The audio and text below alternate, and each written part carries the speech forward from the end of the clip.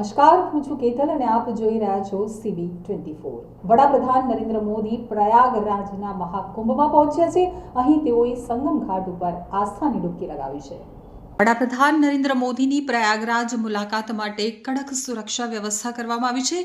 મોદી બોટમાં બેસી અને યોગી સાથે સંગમ પહોંચ્યા હતા। તેમણે ભગવા રંગના કપડાં પહેર્યા હતા અને મંત્રોચ્ચાર વચ્ચે પીએમ મોદીએ સંગમમાં ડૂબકી લગાવી હતી।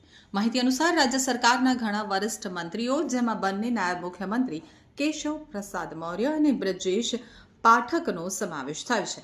પીએમ મોદી સાથે હાજર જોવા મળ્યા છે તો પ્રધાનમંત્રી નરેન્દ્ર મોદીએ સંગમમાં ધાર્મિક સ્નાન કર્યું છે।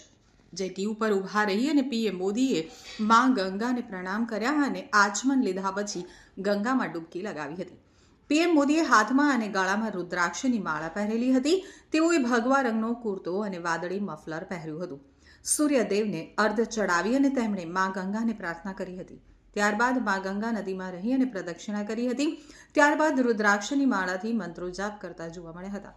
મહત્વનું છે કે પીએમ મોદીએ 2019માં અર્ધ કુંભ મેળામાં પણ આસ્થાની ડૂબકી લગાવી હતી। ત્યારબાદ 2021માં કાશીમાં ગંગા નદીમાં પણ પવિત્ર સ્નાન કર્યું હતું। ત્યારબાદ આજે 2025માં પ્રયાગરાજમાં તેમણે સંગમ તટે સ્નાન કરી અને ધન્યતા અનુભવી હતી। મહત્વનું છે કે મહાકુંભ એ સનાતનીઓનો મહા ઉત્સવ છે, જેમાં દેશ વિદેશના લોકો પણ મહાકુંભમાં પવિત્ર સ્નાન કરવા આવી પહોંચે છે।